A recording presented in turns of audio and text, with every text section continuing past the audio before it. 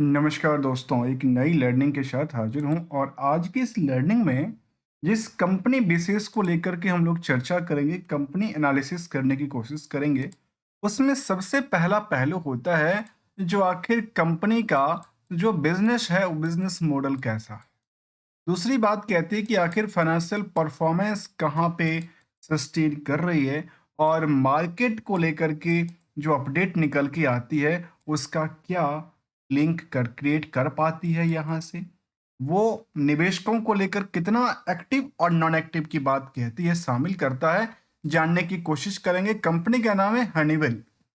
Honeywell के बारे में यदि चर्चा किया जाए तो इनकी बिजनेस मॉडल में कंपनी एरोस्पेस से लेकर के चाहे वो कंपनी के बारे में चाहे वो ऑयल एंड गैस सेगमेंट हो, बिल्डिंग कंस्ट्रक्शन का काम हो, चाहे वो गैस डिटेक्शन का काम हो, केमिकल इंडस्ट्री से बिलोंग करने वाली हो, सिक्योरिटी सिस्टम पे हो और इंडस्ट्रियल जो जोन है उस पर भी कंपनी का कारोबार भरी पड़ी दिखती है। क्यों नहीं, इस कंपनी को लेकर के जरा समझने की कोशिश करते हैं। इसका बिजनेस मॉडल जो है उसके मुताबिक मार्केट की क्या रणनीतियां हैं और मार्केट में कहां पे ये जगह क्रिएट कर पाने में सक्षम बनती है। आइए जरा जानने की कोशिश करते हैं इसी कंपनी को लेकर के जिसका नाम हनीवेल और हनीवेल ऑटोमेशंस इंडिया लिमिटेड को लेकर के हम लोग चर्चा करेंगे। जो कंपनी पिछले कुछ दिनों की चार्ट ग्राफ पे आप देखेंगे तो ये देखने को मिल रही है कि लगातार लोगों ने बिकवाली किया है। अर्थात ये कह सकते हैं कि यहाँ पे चारों तरफा से लगातार बिकवाली हो रहा है। तो आखिर ये बिकवाली का अर्थात होता है प्रॉफिट बुकिंग करते रहना लगातार। तो आखिर कोई ना कोई खरीद भी रहा है। अब जो खरीद रहा है उसका एक्सपेक्टेशन क्या कहती है, इसके लिए दो बात अक्सर क्वेरी आती है कि सर जी टारगेट क्या है। दूसरी बात कहती है कि सर जी एसएल कहाँ लगाएं। इन दोनों चीजों को लेकर के जवाब देंगे, मिलेंगे। पहले चलते हैं अपने हर एक स्टडी के पहलू के लेकर। सबसे पहला सवाल है जो क्या मार्केट की सस्टेनिटी कहाँ पे है। इनकी यदि समरी डेटा के तौर पे इसको समझें तो ये कह सकते हैं कि कंपनी का यदि बुक वैल्यू है करीब 4200 के आसपास, तो करीब करीब 900% की हलचल क्रिएट हो चुकी है। उस हलचल के दौरान की यदि बात करें तो इंडस्ट्रियल की पीई के मुताबिक आज भी जो स्टॉक है वो ओवर वेट की बात कहती है। जहां तक इंट्रिंसिक वैल्यू का सवाल है वो तो काफी बेटर है, लेकिन तब भी स्टॉक मार्केट के रेस में काफी पायदान पे पहुंची है। सोचिए 60,000 रुपये का स्टॉक की यदि शेयर की वैल्यूशंस वाली स्टॉक आजकल यदि 36,000 रुपये के नीचे आ जाए या 35,000 38,000 के आसपास चल रही हो तो क्या समझेंगे कि मार्केट में डिक्लाइनिंग रेशियो है या मार्केट में खरीदारी की रेस लगी। जहां तक कंपनी प्रमोटर का सवाल है 75% होल्ड करती है, डिविडेंड पे आउट 26% करती है, तो आरओई आरओसी की आंकड़ा भी करीब 14 से लेकर 19% तक की दिशा दिखाती है। वहीं पे कंपनी में डेट इक्विटी करंट रेशियो की नंबर, सेल्स वर्सेस डेटर्स, तो आउटस्टैंडिंग वर्सेस नेट प्रॉफिट, इन सभी नंबरों को यदि हम सितंबर तक के डेटाबेस को देखें तो शायद रिलेवेंट होगा, अदरवाइज इरिलेवेंट की बात शामिल करता। कंपनी अपनी बिजनेस मॉडल के मुताबिक जिसमें कि revenue plus other source of income को इंक्लूड करने के बाद जो कंपनी ने प्रॉफिट बुकिंग किया है वो 13% की कमाई को शेव करने में जगह क्रिएट करती है। क्या मार्केट को लेकर कैसी स्ट्रेटजी है, जहां क्या इसके आपस में लिंक क्रिएट कर पाती है पिछले कुछ सालों के डेटाबेस में या नहीं कर पाती, या लगातार बिकवाली का प्रेशर है। क्योंकि क्या बिकवाली का प्रेशर पहले भी था? जी हाँ, पहले भी था, पहले भी था, आज भी देखने को मिला है। क्यों नहीं, इस कंपनी को लेकर थोड़ा सा हम जानने की कोशिश करेंगे, फिर हम लास्ट में आते हैं टारगेट और एशन। दोनों का एक गहरा संबंध भी है। वो क्या कहता है, देखिए सबसे पहली बात आते हैं सितंबर तक के डेटाबेस के मुताबिक आप देखते हैं तो पीरियड ऑन क्वार्टर डेटाबेस के मुताबिक जो सेल्स था वो अप डाउन दोनों क्रिएट करती थी। जहां सितंबर में वाई ओ वाई पे मुताबिक सोचिए नियरली 10% के आसपास गिरावट रही। ऑपरेटिंग प्रॉफिट मार्जिन में सस्टेन किया तो नेट प्रॉफिट मार्जिन में ऊंचाइयों पे जगह क्रिएट कर। इंटरेस्ट की वर्डन बहुत ज्यादा नहीं है जितना कि इनके पास अदर्स ऑफ इनकम से पैसे जनरेट हो जाते हैं।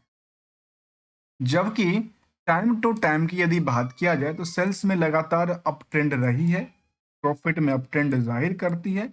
स्टॉक की प्राइस लगातार डिक्लाइनिंग में है तो ऑन एवरेज देखा गया कि रिटर्न ऑन इक्विटी जो है वो भी अप ट्रेंड की बात को शामिल कर, मतलब यदि आप किसी कंपनी बिजनेस मॉडल को फाइनेंशियल ट्रेंड को जानते हैं तो सेल्स यदि बढ़ोतरी में है, प्रॉफिट बढ़ोतरी कर रही है, रिटर्न ऑन इक्विटी बढ़ोतरी करे तो फिर स्टॉक टूटने के पीछे की वजह क्या हो सकती है, एक सवाल बन जाती है।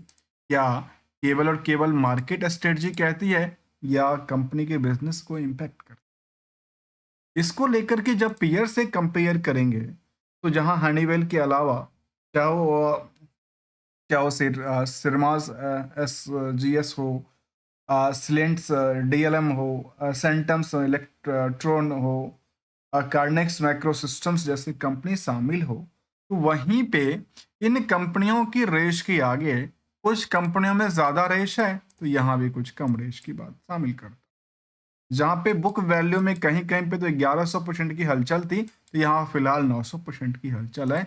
जबकि इस कंपनी में नेट इनकम मार्जिन को लास्ट 12 महीने के डेटाबेस को हिसाब से देखें तो कुछ कंपनी को छोड़ करके जो इनकी नियरेस्ट पीयर्स कंपनी होगी उसमें 4% से 5% कमाई को सेव करते तो यहाँ पे 13% की कमाई को ये इनके लिए क्या कहती है, ये इनके लिए एक पॉजिटिव बात शामिल कर।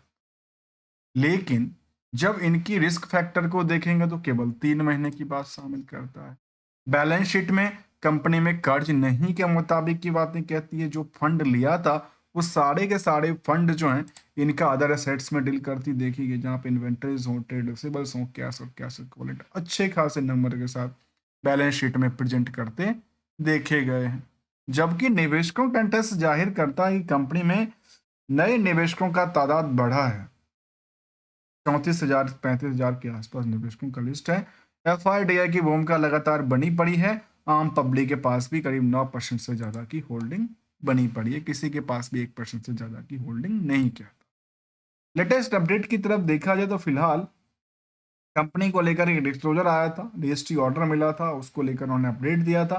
कंपनी ने कहा था कि change of the name of the company, जहाँ पे उन्होंने आरटीए को चेंज किया था, वो रहती रहती है। टाइम टू टाइम अपनी आरटीए को लोग चेंज करते रहते हैं एक सीजन के हिसाब से। ये तो एक मार्केट की पहलू था। जहाँ रिस्क और रिटर्न की तरफ ध्यान दिया जाए तो कंपनी में रिस्क के पॉइंट ऑफ व्यू से जो रिटर्न का एक्सपेक्टेशंस हैं वो काफ़ी ज़्यादा दर्ज करती देखी गई है। जबकि पेरिड ऑन पेरिड बेसिस पे कंपनी चाहे वो 2020 हो, 21 हो, 22 हो, 23 हो, 24 हो, 75 रुपये से लेकर के 100 रुपये तक का डिविडेंड पे आउट करती रही है। इसके अलावा यदि स्टैंडअलोन डेटाबेस में पिछले पीरियड के मुकाबले कुछ चीज़ों में डिक्लाइनिंग रेशियो था तो सेंसेक्स के पॉइंट ऑफ व्यू से, कैपिटल गुड्स इंडेक्सेशन से, बीएससी इंडस्ट्रियल इंडेक्सेशन के कंपैरिजन में केवल 5 से 10 सालों में डिमांड बढ़ी। अदरवाइज यहाँ मार्केट में बहुत ज़्यादा गिरावट दर्ज करती देखी गई। खास करके उन पैदान पे आकर गिरावट दर्ज किया जो कि 5 साल पहले की प्राइस थी, वो प्राइस आज भी वही अपॉर्चुनिटी क्रिएट करती देखी गई। जबकि पिछले 5 साल के फाइनेंशियल पोजीशन कंपनी को लेकर ये कहता था, यदि आप पिछले 5 साल की बात करें तो कंपनी के पास 19 में जो टर्नओवर था करीब 3,000 करोड़ थी, 16% की ऑपरेटिंग प्रॉफिट मार्जिन थी, तो करीब करीब 300 350 करोड़ की प्रॉफिट बुकिंग करती थी। उस टाइम के मुताबिक आज भी मार्केट में बेटर रिजल्ट है, लेकिन स्टॉक की परफॉर्मेंस में ये अपॉर्चुनिटी क्रिएट करती देखी गई। ऐसा लगता है कि जो दिसंबर का रिजल्ट है उसका कानो कान खबर है, जिसकी वजह से मार्केट की सेंटिमेंट में लगातार बिकवाली चल रही है। जैसे रिजल्ट अपडेट होगा शायद यहाँ से बाउंस बैक भी क्रिएट करने की कोशिश कर सकती है। अब जो लास्ट सवाल होता है कि टारगेट सर क्या है, टारगेट और एसएल की। तो दोस्तों टारगेट मीन्स होता है एक्सपेक्टेशंस, हम कितने परसेंट रिस्क के साथ अपनी प्रॉफिट कमाना चाहते हैं। दूसरी बात होता है एसएल, एसएल का मतलब होता है सेविंग, जो अपनी लॉस होती हुई चीज है उसको बचाने के लिए आपको दो ही रास्ता है, या तो उसमें पैसे लगाते रहिए जिसको एवरेज कहते हैं, अदरवाइज उसको कट करके अपनी जो कैपिटल है उसको सेविंग करने के लिए बस आती ही रहना चाहिए। ये एक सिंगल सी गोल्डन रूल क्या का आंकड़ा कहता है। इस कंपनी को लेकर हमने चर्चा किया, समझने की कोशिश किया। We are not an trader, not an advisers, only as a learner. Golden rule को हमने सामने रखा। यदि वैल्यूएबल पॉइंट्स मिलता हो तो वीडियोस को लाइक, चैनल को सब्सक्राइब करना मत भूलिएगा। Thanks for the joining us.